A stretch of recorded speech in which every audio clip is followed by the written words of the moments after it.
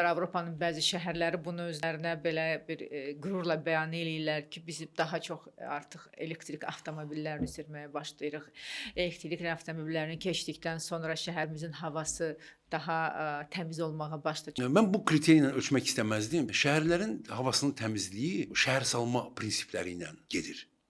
Məsəl üçün Bakı şəhərinin 60-70-80-ci illər simasına baxsanız, şəhər salma elə qurulmuşdu ki, Bakının şəhərin içərisində hava kifayət qədər təmiz idi. Çünki niyə görə? Bakının şəhər salması məhz cənub-şərq və şimal-şərq küləklərinə istinad edirdi. Bakının içərisində həmişə külək gəzirdi. Həmişə külək gəzirdi və şəhərin içərisində hava təmiz idi.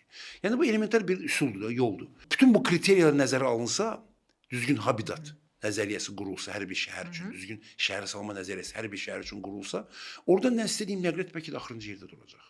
Orada önə duracaq məsələlər çoxdur. Məsəl üçün şəhərdə Bakıda siz fikir vermişdiniz, əvvəllər var idi, sonra müəyyən yerlərdə bərpa olunub. Nəqliyyat yollarının kənarında kollar, lagustra deyilən bir kollardan bir qəşəng bir düzəldirdilər 1 metr hündürlüyə qədər. Belə bir kol düzəltdilər. Onun bir məqsədi var idi cəmisi.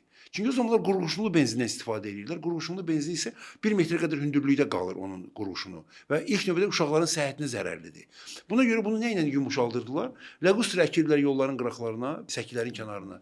Harada ki, səkinin bu piyada yolunda insanlar hərəkət edəcək. Yəni böyük insana təsir eləmirdi o. Çünki onun o ağır metal olduğu üçün onun küləyi 1 metrə qədər hündürlükdə gedirdi. Sonralar sözsüz ki, texnologiya inkişaf elədi. Artıq qurğuşunsuz benzinlər ortaya çıxmağa başladı. İndi bugün bizdə istehsal olunan benzin qurğuşunsuz benzindir. Odur ki, sağlamlıq üçün təhlükə deyil. Ona görə də o lagustralar artıq ortadan çıxdı.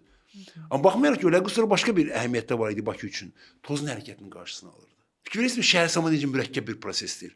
Yəni ətraf mühit bu baxımdan çox mürəkkəb bir prosesdir və burada bir faktordan yapışıb burada demək olmaz. Yəni mən onlarla başqa faktorla deyə bilərdim.